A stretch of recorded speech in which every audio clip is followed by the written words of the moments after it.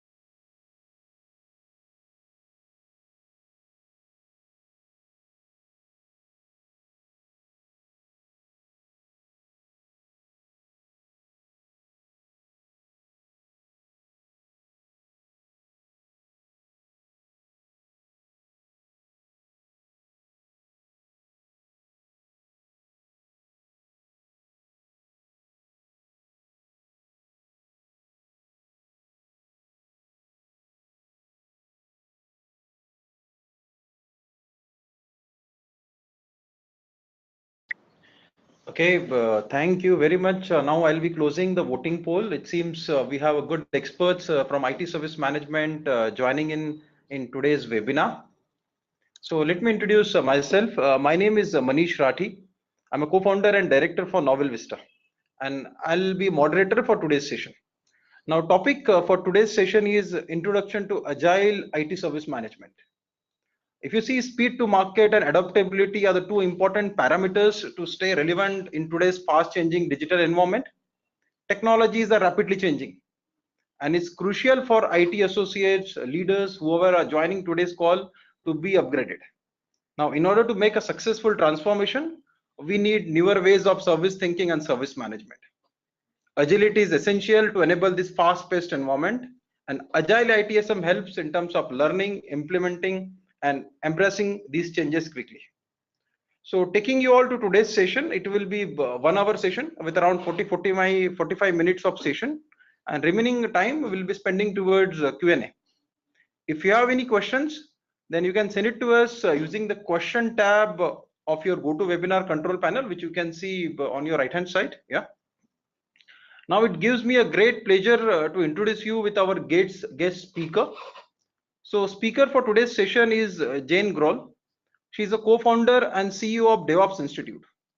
Now talking about Jayne, she is very active in the DevOps, ITSM and Agile communities. She is the author of the Agile Service Management Guide as well. She is a frequent presenter at the local, national and the virtual events. Now before I hand it over the session to Jayne, let me do one thing. Let me move forward and introduce you to our guest speaker, Jayne. Yep. Now I'm handing over the session to Jayne. Jayne, handing over the mic to you. Hi everyone, good evening, and thank you for spending the next hour with me as we talk about Agile Service Management. I'm really delighted to be here with NovelVista, who is one of our key partners in the region with the DevOps Institute. So welcome. So Manish, do you want to hand me the speaker? There we go. I have made you presenter. Now you can share the screen, Jayne. Okay, can you see that fine? Yeah, we can see that. Okay, good. So welcome everyone. Again, I appreciate the introduction from Manish.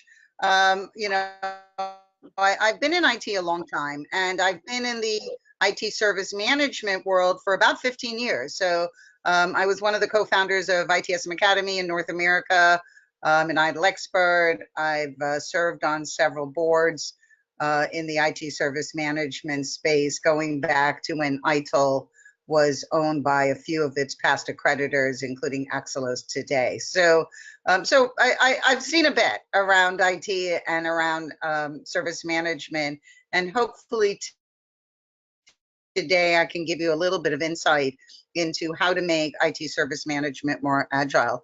I just want to take a minute and tell you a little bit about the DevOps Institute. We are the professional association for DevOps professionals. You know, where professionals like to continue their educations, grow their careers, network with other professionals. We really consider ourselves the continuous learning community, and we want learning to be a lifestyle. If you know anything about DevOps, particularly Jayne Kim's 3 ways, the third way is about continuous learning and practice, and we hope very much to be able to provide those opportunities to the market via partners like NovelVista.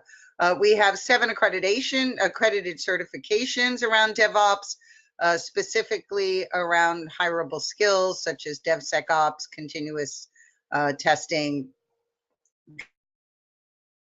continuous delivery, and DevOps leaders. So if you're interested in learning more about those, I certainly would encourage you to reach out to Manish and his team, able to information about our certification. And so, you know, we start to look at the evolution of DevOps and all that's happened over the past 6 years. It kind of leads us a little bit to where we are today. So let's start our story here. If you've been in IT for any period of time, you probably know that IT breaks down into what I call a system of systems. So agile software development, moving from a waterfall approach to an agile approach over the last, say, 10 years, has certainly created its own system where developers build shippable products in iterations incrementally. So they're taking smaller pieces of product and creating or updating or coding those in 2 to 4 week sprints. We understand Scrum teams and the breakdown of Scrum teams, daily stand-ups, and in and of itself, agile software development is really its own system with its own vocabulary, its own tools, its own method of working, and frankly, its own teams. Now, as DevOps started to really become more widely known, which is kind of an interesting sentence because there's still some debate about what DevOps is, but that's launched a whole series of activities for the product that comes out of the Scrum team. And whether you call it continuous delivery, continuous deployment, release management, any of the above, it is in and of itself its own system. It is a system of build, test, and deploy. And so if you're familiar with ITIL, you know that release management in service transition, probably the one process that's the most misunderstood from an ITIL perspective, from a QA, security, continuous delivery perspective, probably one of the most best known and really very under the microscope these days with the introduction of a lot of automation. But it is a system, right? It is a system of build, test, and deploy, whether you're doing continuous integration and having it tested that way, whether you're doing security as code that way. But you know, the whole purpose of the next system is to build, to test, and ultimately to bring that product into production. And then we look at the next system, which is post-production, right? So after deployment, I like to say, you know, whether you press the button or the button presses itself, now your product goes into production, and there's a whole new system associated with that. You know, this is where we see a lot of the ITIL processes: incident management, problem management, service level management. If you're not familiar yet with site reliability engineering, or some call it reliability engineering, I'll speak to that in just a couple of minutes. But it is, again, its own system. It uses its own tools. It has its own vocabulary. It has its own set of processes. So if we look at IT across these 3 systems, one of the reasons we are where we are today is that the systems are not aligned with each other. And so one of the first things I think that happens in DevOps is we stop looking at service life cycles, we stop looking at software development life cycles, and we start looking at value streams. And so the concept of a value stream really takes the idea, whether it's a corrective idea, whether it's an innovative idea, from idea into value creation for the customer post-deployment. And so it starts to align all of the activities that are associated with these systems. Now, let's get to IT service management. If you look at this slide, you can see that underneath each of these systems lies the ITSM processes. So we know that, for example, service design processes most likely exist somewhere between Agile software development and continuous delivery and deployment. We know that service transition processes in particular really live mostly in the release phase or continuous delivery phase. And then, of course, once we get into production, we're looking at a lot of the service operation processes. So the ITM processes underpin all three systems.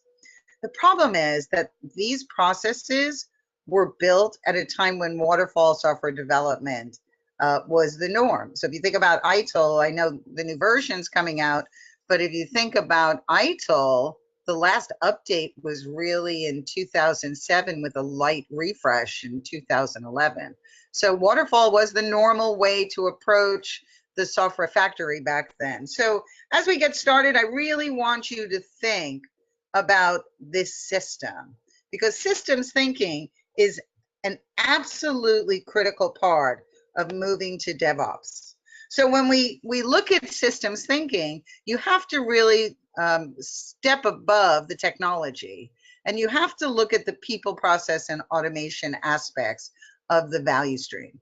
You have to start thinking about IT as one system that has phases within that system, but are trying to avoid what we call a handoff, right? So we don't want the Scrum teams to do their work in 2 to 4 weeks, hand it off downstream to QA, security, infrastructure, release management, and have that take 2 months before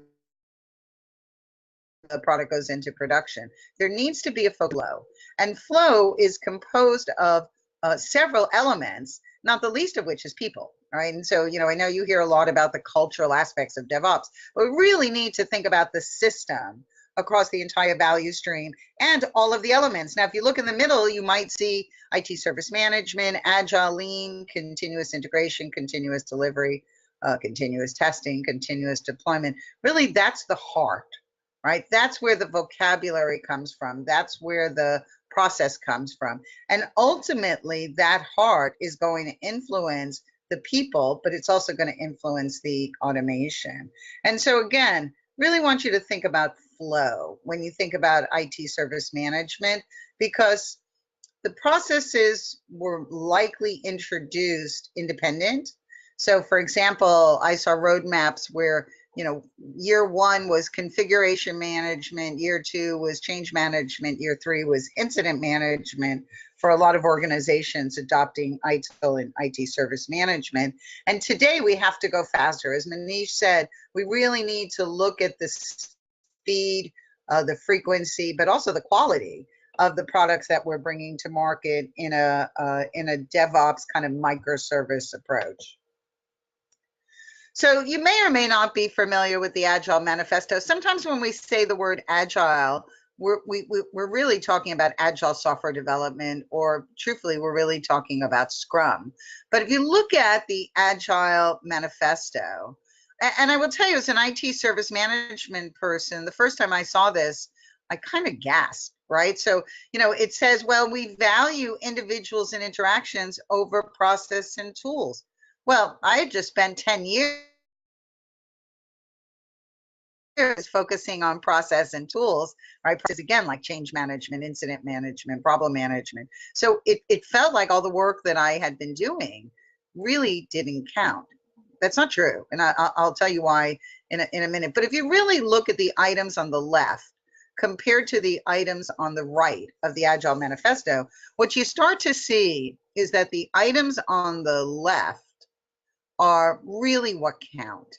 The items on the left, the items on the right are artifacts, right? So we don't want to prize process or documentation or contracts or plans over people, software that works, working with our customers, and being responsive to change. We want to have just enough of the artifacts on the right to make the interactions on the left amazing. So you need to think about the term, in addition to systems thinking, I want you to think about just enough, right? How much is just enough process? Or how much is just enough documentation? Or just enough SLAs or OLAs or contracts? And just enough plans so that we can be responsive to change.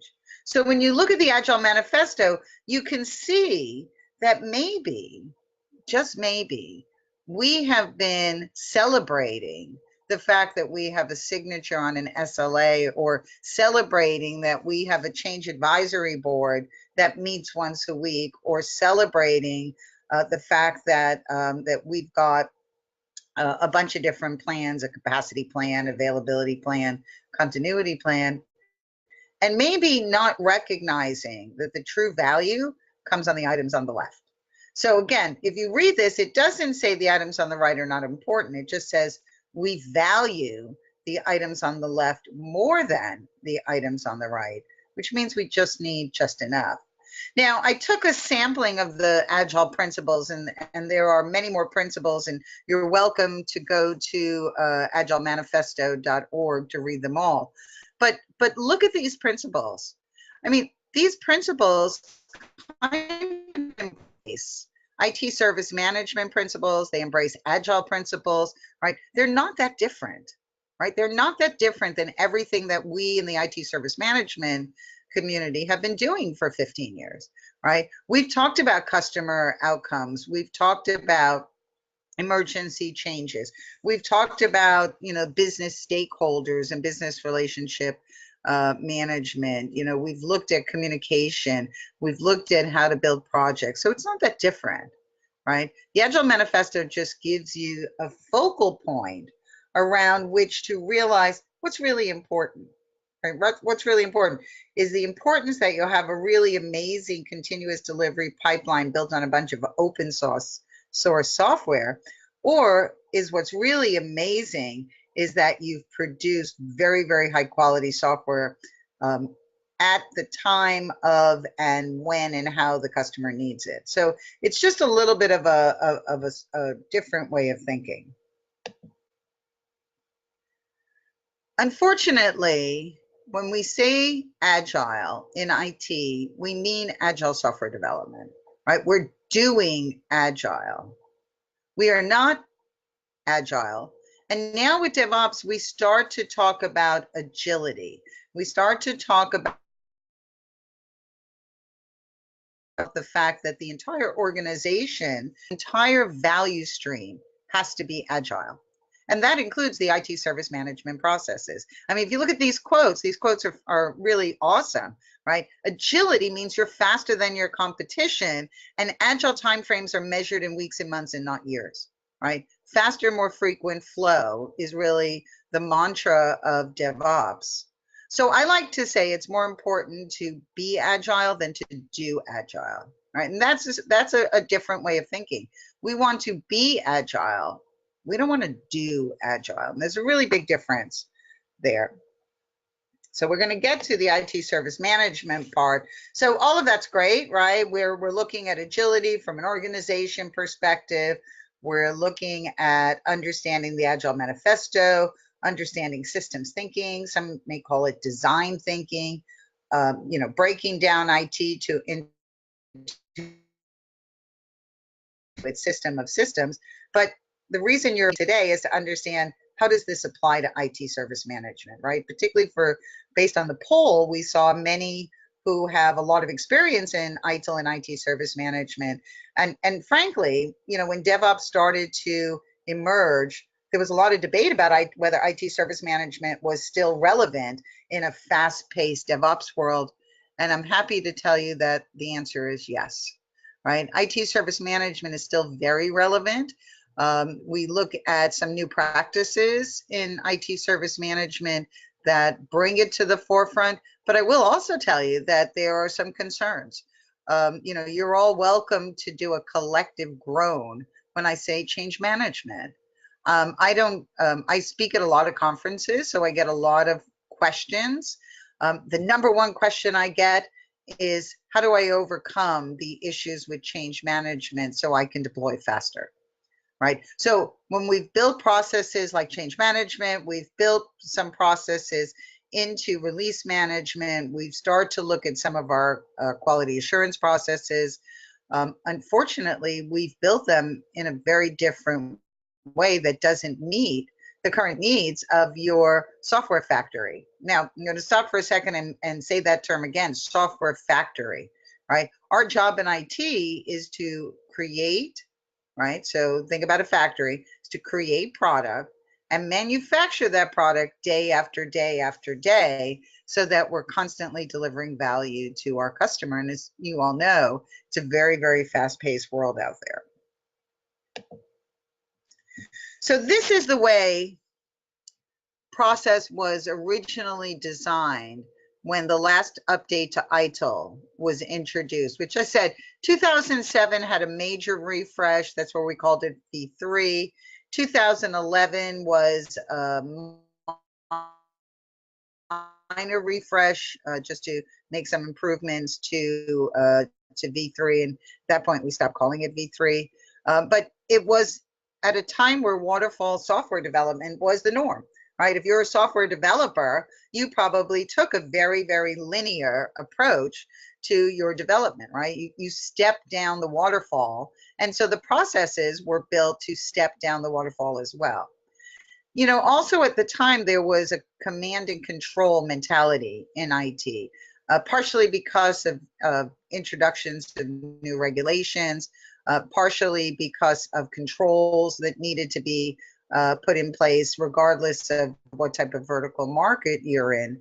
But we matched our process design to meet those controls. At the time we talked a lot about governance, risk, and compliance. And so we built the processes in a very, very, very linear way. And so if you look at this, it's kind of like you started with, okay, let's do a process charter. And then from the process charter, let's define the policies, the roles, the critical success factors, the key performance indicators. Let's define the activities. Let's look at what tools we need. Let's make sure we have good documentation. We train the staff, and then we implement the process. And the problem with that was that we took an entire end-to-end process, which, by the way, this is pretty complex. If you've done this already, you know that designing a complex process like change management, it isn't an overnight series of events. It is very, very detailed. And many organizations, when they built their roadmap, built it in a way that it was, 1 or 2 processes per year, as opposed to, 1 or 2 processes, every month or every quarter. So it was a very, very complex to do it, but we built the processes in isolation. So this year, for example, might have been change management. Next year would be configuration management. But the problem is change management needed configuration management in order to assess the impact of a change. And then maybe the year after that was incident management. But incident management needed configuration management, but also needed problem management, which wasn't on the roadmap. So hopefully you get my message that the problem was we built these end-to-end processes in a way that while they delivered value for sure, the codependencies between them were not necessarily accommodated. And the processes, unfortunately, in many cases, became very bureaucratic. So I'll use change management as my example because, again, I hear it every time I speak is, how do we fix change management? Problem with change management is in many environments, it was a one size fits all, right? So we built it in a way where it was every change needs a request for change 2 weeks in advance, and every change has to go to the change advisory board, and so on and so forth. So this may look familiar to you, but if software development and DevOps are now taking an agile approach, some say DevOps is the evolution of agile software development, well then shouldn't IT service management be looking at how do we adapt our processes to meet this new kind of paradigm and being able to go forward from there.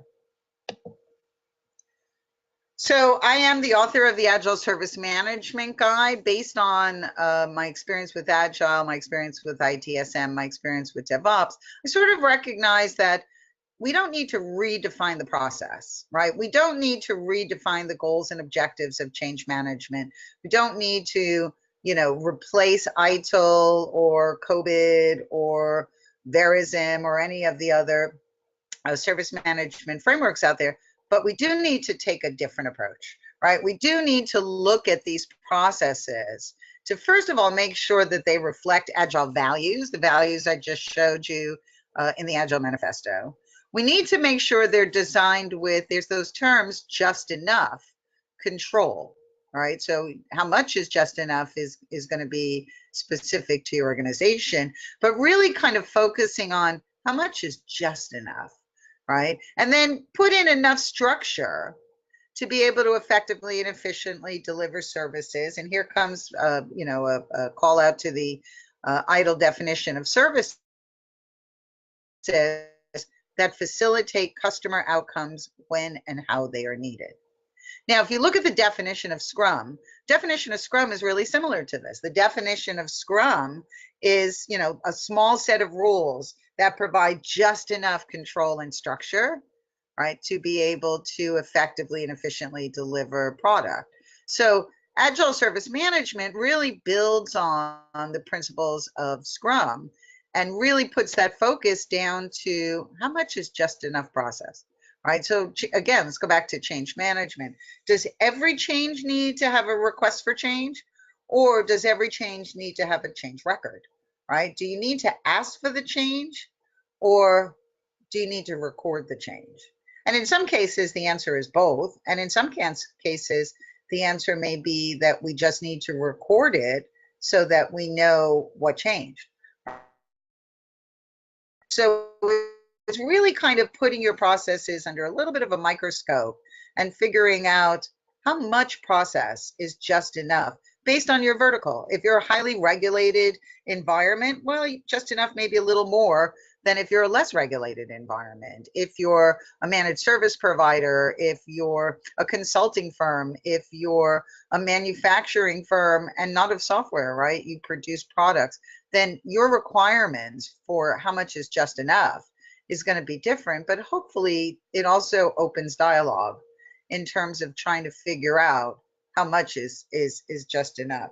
So please remember, as we talk about Agile Service Management, there is not an intent here to replace any of the really good bodies of knowledge around service management, whether it's ITIL or Verism or COVID or some proprietary framework that you're using.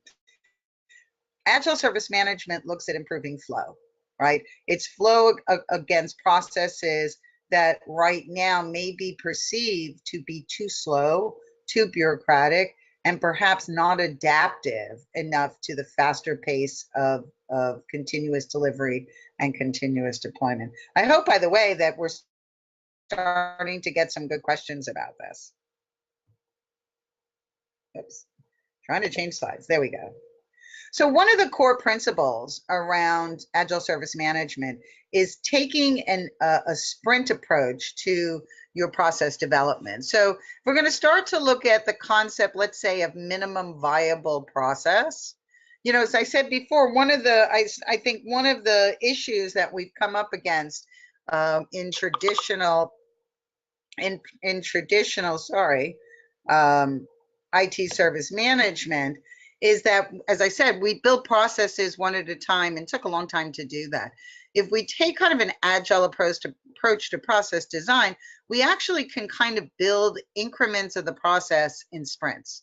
So this is, you have to kind of stretch your thinking a little bit on this. But for example, we know when we kick off a process that there's a lot of activities that have to be defined and really discussed and implemented before you build the flowchart, right? So you do something called a strategic sprint, which is all of the activities that you don't see on the flowchart. So it could be policies, it could be roles, it could be a RACI matrix, it could be all of those, again, activities that occur before the flowchart.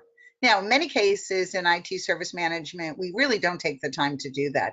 So in Agile Service Management, we say, well, design a sprint, and maybe more than one, right? But design a sprint that is very specifically on those strategic aspects, right? Again, what are the policies? What are the roles? What kind of documentation? Maybe looking at tools that you have or tools that you need. And then you can start to break down the different activities of a process into activity sprints so that you don't have to build the end-to-end process all at once. You can actually break the process down into what I call microprocesses, kind of like microservices if you're doing anything in DevOps.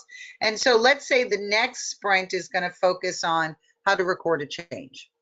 So it's not going to focus on anything else. It's not going to focus on the change advisory board. It's not going to focus on how you're going to attack the change. It's just going to focus on how to record a change, because we know that a lot of changes are unrecorded. And so we dedicate a sprint specifically to looking at, okay, what's the best way to record a change? Now, you think that's pretty easy, but it's really not, because changes are recorded in Jira, changes are recorded in ServiceNow, changes are recorded on paper, changes are not recorded, right? And changes are not recorded real time. So if you really put a focus for, let's say, 2 to 4 weeks, specifically for this process design team on how to record a change, then at the end of the day, when you release that process feature, if you want to call it that, then you're going to understand more change because you're going to have more changes recorded. And so you're going to really understand your rate of change, your velocity of change, the tooling that's being used with change, and the need to be able to record change in a lot of different ways, not just going into a single tool. Or some change records now are lines of code, right? So it gives you the flexibility to say, okay, today, how do we record changes and how do we accommodate this faster flow so that we still get a record of the change, and which of those changes really need to be requested versus which of those changes really need to be recorded. Now, here's I think the cool part of Agile Service Management. At the same time, or close to it, another process could be building one of its activities. So for example, if I'm recording a change, right, it may be something that configuration management is working on its 2-week sprint, a feature or an activity of that process, and they're doing it together, right? So that we know that perhaps when the change is recorded, we want to assess it against the configuration management system. And now the two have been built in alignment with each other. And there's a codependency there that is available as that activity or as that process feature is released, right? It's not end to end. You're going to get incremental improvements because the processes are going to grow up together. It's small, frequent releases of process activities. It also gives your process stakeholders, or we call them process practitioners, it gives them a chance to absorb new ways of working. And then you release that particular process activity or that particular, I call it a process feature, but it really is the activities within the process. And then you just roll that out and you collect feedback. Is it meeting the current need? Is it fast enough? Do we need to correct it? And so we allow some feedback to occur while we're starting the sprint for the next activity. So it may take you the same couple of years to release, let's say, change management, release management, and configuration management. But during that period of time, you are releasing activities within the process that are creating value, improving flow, and adapting to the digital way of working, including tools, right? One of the activities could be a tools assessment. One of the sprints could be focused on the alignment of tools from the software development teams going focused. The message here, if you take away nothing else, is that we don't have to do it all, and we don't have to do it all at the same time. We can build process the same way we now build software, which is in increments and iteratively, right? So if you take the same approach to software development, to process design, you're kind of thinking in the right direction. We're talking a lot about microservices for DevOps. Start thinking a little bit about microprocesses. So Agile Service Management is built on the same pillars as Scrum. In fact, in the next slide, you'll see it's really pretty similar to the approach that software developers take to Agile software development. But if you know anything about Scrum, you know the pillars are transparency, inspection, and adaptation. And while in Agile Service Management, you may not have a daily Scrum, or you may not have a daily stand-up, certainly having a weekly stand-up, having the ability for transparency, having the ability to do a retrospective or a review, very, very similar to Scrum. We want to be able to inspect what's going on, and most importantly, we want to be able to adapt to the needs of our customers and the needs of our current value stream. So here's where hopefully the illustration kind of, and particularly for those of you that have some experience with Agile software development, will probably see a little bit of familiarity. So like in Agile software development, there's a sprint planning meeting, right? Where there's a process backlog. Sound familiar, right? There's a process backlog.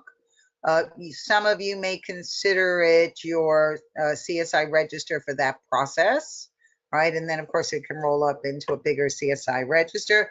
But there's a planning meeting where activities within the process that are captured in the backlog are discussed and agreed to in terms of what's going to be accomplished in the next sprint. By the way, in the process backlog in Agile Service Management, we actually talk about user stories about process. So again, very, very similar to software development, but taking a user story approach to what do we need to do to this process really helps us understand how the process can deliver value.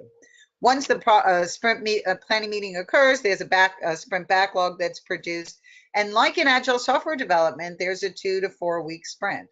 And again, every week, every day, depending on what you're working on, there are the daily scrums, right? And then out of this whole process, hopefully comes an increment that looks like minimum viable process, right? Minimum viable process starts to take you to a place where just enough makes sense, right? You start to understand how much is just enough process in order for your organization to meet its compliance requirements, its risk compliance, its governance compliance, but also to improve your flow.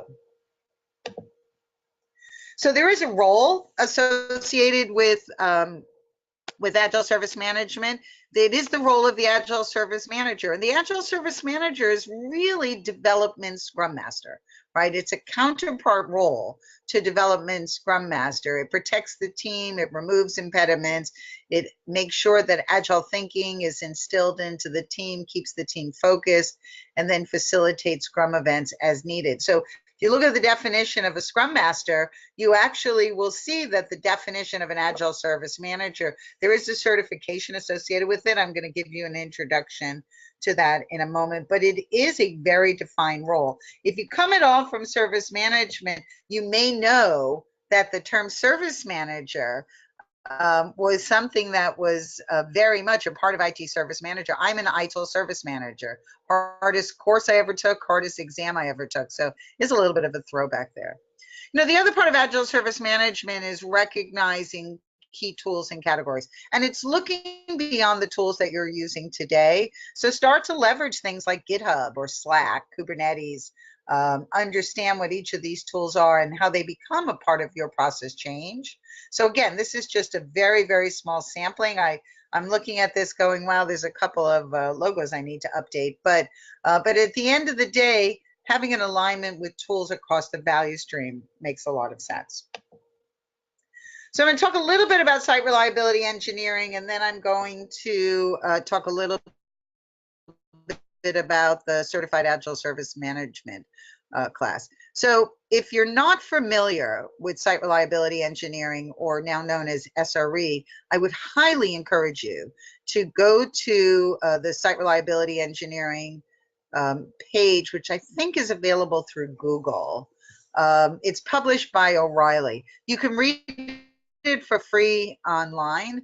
It is a pretty hefty book. It's about 500 pages. So it's but fascinating read. So again, short way to describe it is some of the engineers from some of the operational engineers at Google wrote this book about how they keep Google's systems reliable, right? How they manage their systems. And essentially it's taking an engineering approach to operations, right? So site reliability engineers are in very, very high demand. Organizations are introducing site reliability engineering practices. They're actively hiring SREs. And by the way, the SRE executes a lot of the IT service management processes. So they are responsible for service level objectives. They're responsible for change management. They're responsible for problem management, incident management. And there's some really good practices and principles in this publication that have now kind of spawned derivative works that go from I'm not Google to how do you bring reliability engineering to different types of organizations. Very, very hot topic, very much aligned with IT service management, although not specifically to ITIL or any of the others. In fact, site reliability engineering actually defines its own approach to incident management, change management, and instead of SLAs, calls out service level objectives. Really, really fascinating work. It does look at coding practices. It does look at testing practices. So I absolutely encourage you to become familiar with this, but also to understand that in order for this to happen, you need Agile Service Management, right? The old way of doing IT service management will not adapt to SRE. So I just want to wrap up and tell you a little bit about what it takes to become a certified Agile Service Manager through NovelVista. So the Agile Service Management Guide is the source literature. You can download it for free from the DevOps Institute website under ebooks. It's about 30 pages. Actually going to be updated this year, going into Q1 next year. But it really, again, doesn't redefine Scrum and doesn't redefine ITIL. Looks at a new way of building process that meet current needs and requirements in a digital world. Let's see if I can get to my next slide. There we go. So if you look at the course, it really does break down Scrum from a product and a process perspective. So it creates kind of almost a little bit of a translation between the two. Understanding, first of all, what does it mean to be agile?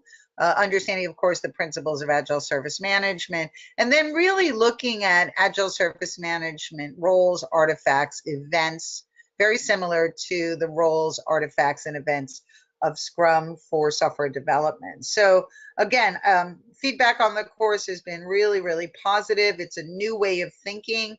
And most importantly, I think it's a new way of building IT service management processes, or re-engineering the ones you have and breaking down the process from the big monolithic process down into a microprocess approach.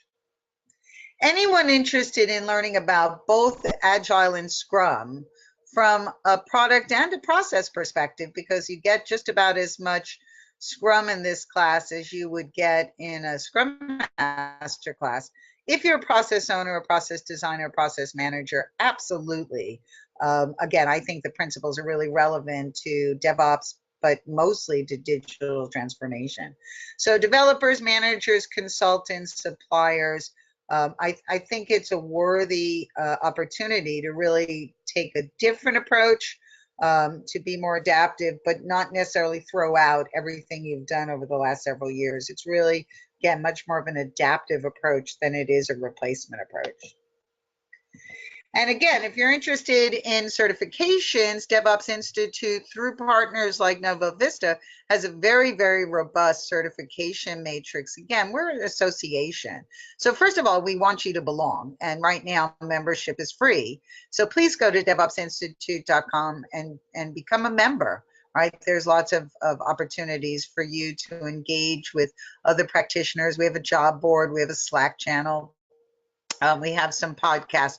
But if you're looking to grow your career, particularly in IT service management and the transition to, say, DevOps, then look at the matrix from a hireable skills. So certainly Agile Service Management, if you're involved in ITIL or anything associated with ITSM, but also the other parts of the matrix are the skills that are associated with DevOps. So test engineering, continuous delivery, DevSecOps for security, DevOps leader, which is really how to lead and design your organization for DevOps. So I'm really hoping that the people attending today will take a look at this, realize, what your career goals are, and hopefully everyone here wants to become a T-shaped professional.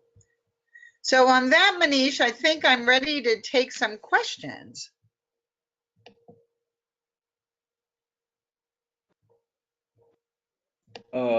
Thank you, Jayne. Let me go to the question panel now.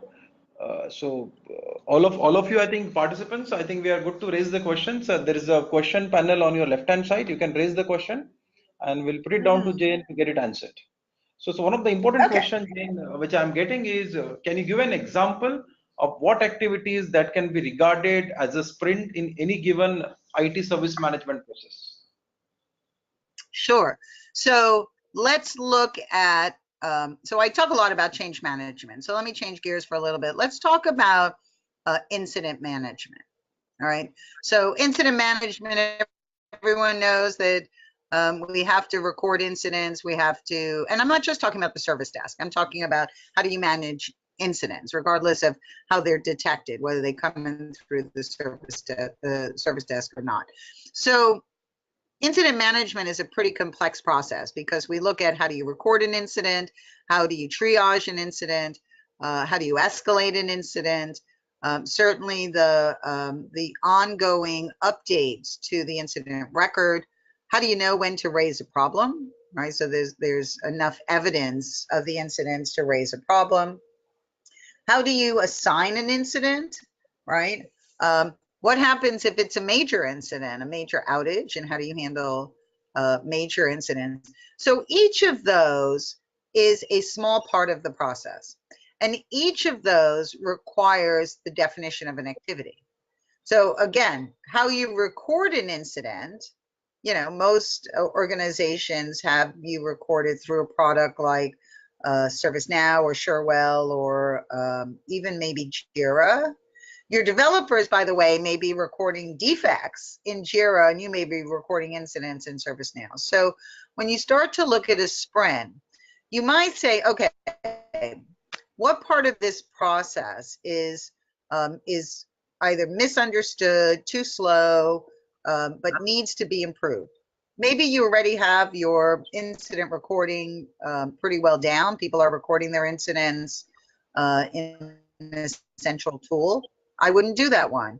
Maybe it's the escalation process, right? How do we assign an incident to the right resource, and how do we improve the time that's associated with that, because there's a lot of waiting time and a lot of delay there. So you make a sprint specifically about escalation, right? It may actually just focus on the escalation part of the process. So what are the rules of escalation? How do we categorize incidents according to their impact and urgency?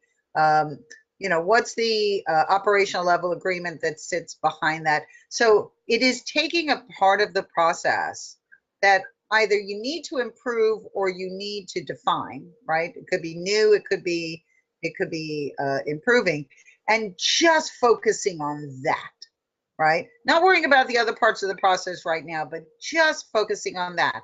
Because you know, if you improve that, it's the theory of constraints. You know that if you improve that constraint, because when we escalate to another resource, it's taking an extensive amount of time, right? And there's confusion and they pass it around to each other. You know, if you improve that constraint, the entire system, known as incident management, will have some level of improvement. So it really is just taking a specific piece of a process and working only on that, right? Only on that, because it's going to give you improvement. I hope that helps. Oh, yes, I think it was a quite elaborative answers. Now we have another interesting question coming up from Chandrachur Chatterjee. How can we use the agile in management of processes? As I would be interested in a proactive problem management part. So eventually, you would like to know how to use the agile service management for a proactive problem management. So proactive problem management is really interesting because most organizations are still doing reactive problem management. So if you start to look at, say, your problem management process, which, by the way, if you're interested in proactive problem management, absolutely look at the Site Reliability Engineering book, because I think above all, it really emphasizes how to proactively identify problems that have not necessarily been raised by a user or by a tool.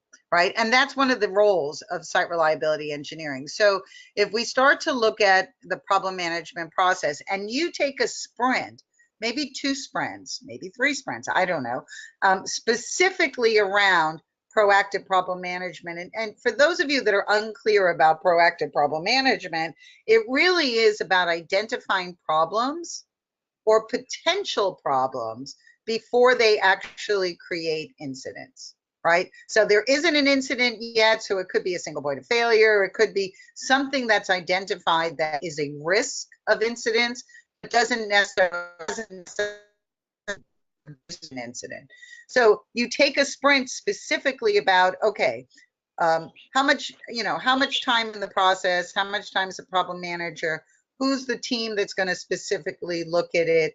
And again, in that sprint, I would have a book club reading the Site Reliability Engineering chapters of that book, because it very much focuses on being very proactive about identifying potential defects. So again, I would just take a sprint or 2 and really just focus on that.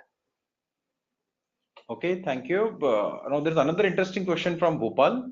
How agile applies to IT minor changes? To IT's what? IT minor changes. So there's a category like a minor change category in a change management. So how would agile practices would apply to the IT minor changes? Okay, if I understand it correctly, Manish, so to me, this is really fascinating, because it's where, when you look at the process of change management, you can say, you know what, there's a whole lot of standard changes out there that we don't need to approve. So in that sprint, you can define what are those changes. So is it the changes from a particular team?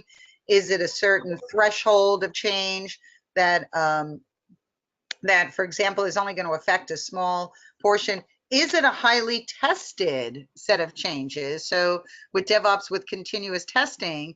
And so we start to increase the definition of a standard change. And so those fast, 5 lines of code or 500 lines of code have been approved to not have to request the change.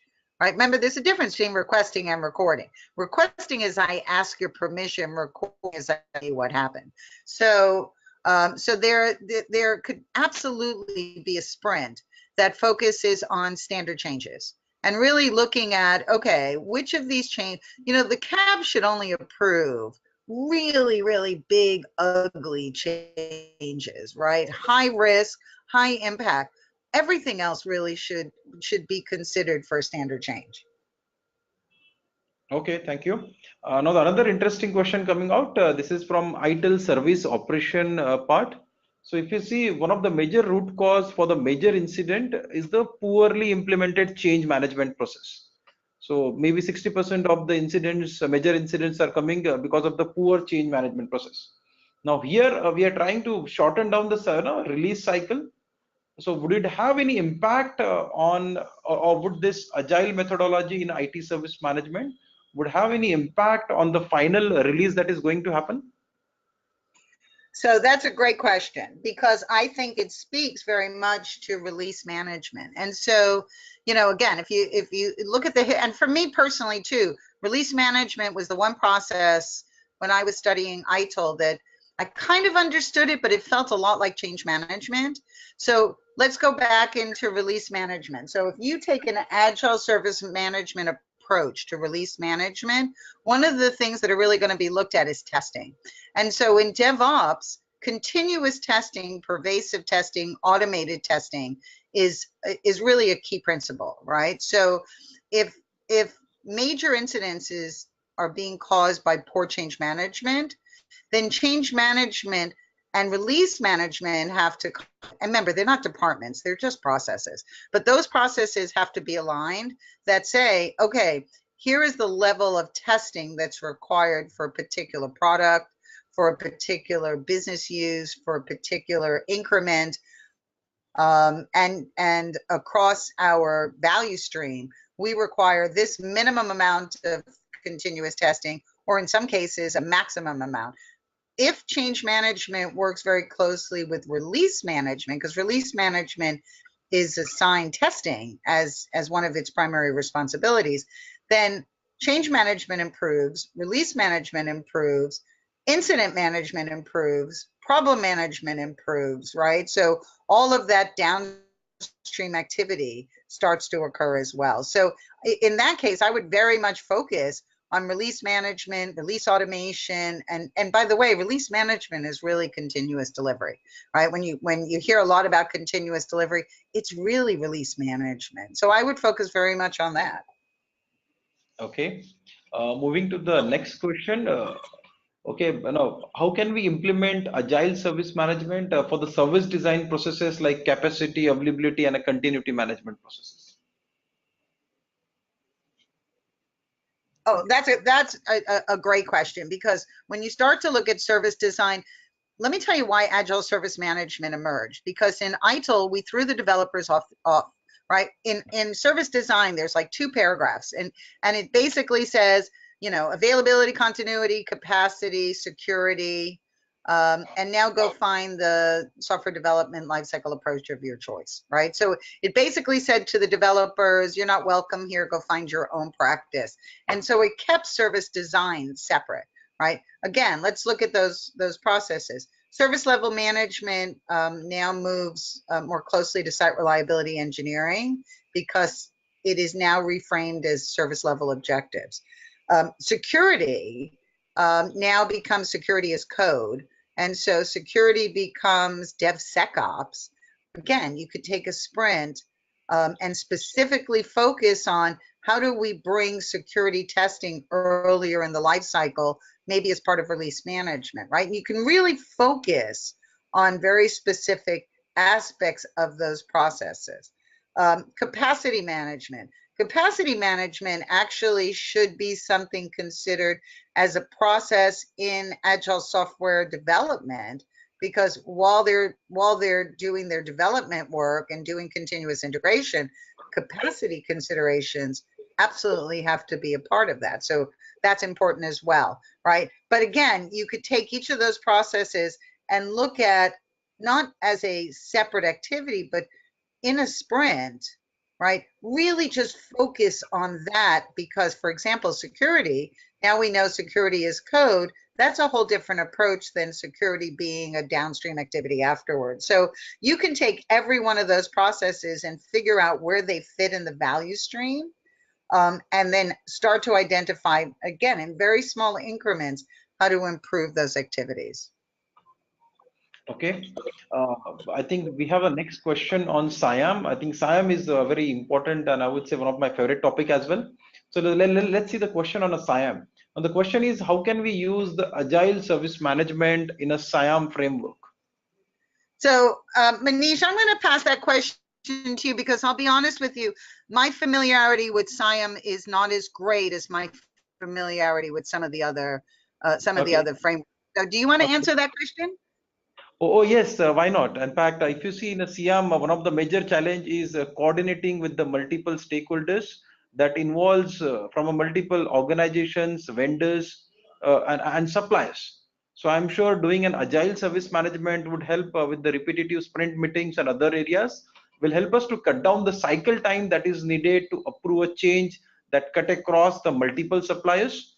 And that typically could be one of the benefit that I see from implementing an agile service management principle in a CM. That is something is my understanding, but maybe I think I need to think more on this direction, and I can share some write up with the audience again. And I think I need to learn a little bit more about SIAM.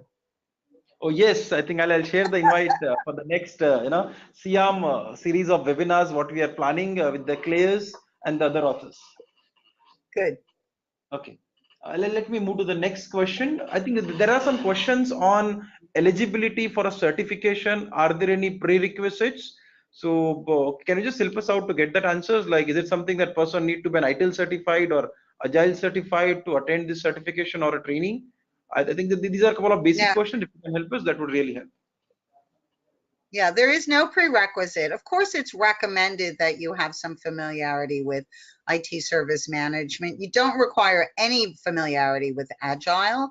And again, remember, because Agile Service Management doesn't replace ITIL or Verism or or any of the other frameworks, it really is about designing process. In fact, you could go and use it for business process. I mean, it's that generic of an approach, but there's no prerequisite.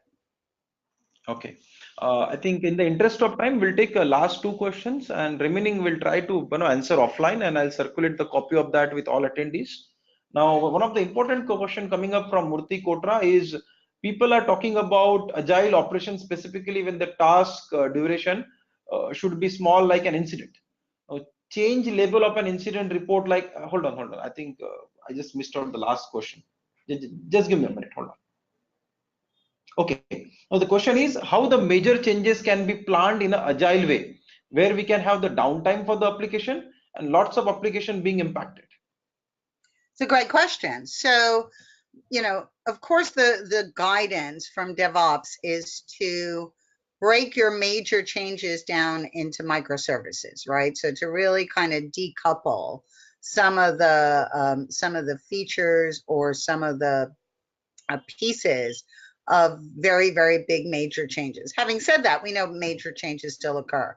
So again, if your organization is still doing very, very large changes, then part of your process design, whether you did it originally in a waterfall approach or in an agile approach, would be to, what kind of testing do we need to do for a major change? And testing has so many different levels, right? Integration testing, function testing, user acceptance testing, things like that. So again, I think part of it is in a major change, the risk is higher because there's so many things being deployed. So I think that Agile Service Management can really put a focus on, okay, what are the different aspects of a major change? Who's involved in that, right? So you can really take a sprint that says, how is a major change different than, say, a standard change? And start to look at models. One of the things in ITIL that's really, I think, undervalued is this recommendation that you build models. You build a model for a standard change, you build a model for a major change, you build a model for a major incident that basically says, here's all the steps that are required, here's the governance that's required, here's the people that are required. And then for this, you could just take a very dedicated period of time and say, okay, what do we need to do? How much is just enough process for a major change? Okay. We have another interesting question on roles and responsibilities from Agile IT Service Manager perspective. In an existing ITIL environment, who would be responsible for Agile processes? Would it be one particular person per process, or we need to use the existing process managers as an Agile Service Manager? So I like to think that existing process managers become Agile Service Managers because, again, it's like a Scrum Master, right? So being able to understand and have expertise in both IT service management and agile service management is a very, very powerful combination. And because a process manager or process owner is going to be accountable for the results of its process, being able to take a more agile approach to that process so that it's, smaller pieces built incrementally, I think is something that all process managers. Now, there is a follow-on called a certified agile process owner, which looks at more of the detail of how to manage your process backlog, how to run a agile process team. But like Scrum, there's really only 3 roles, right? There's the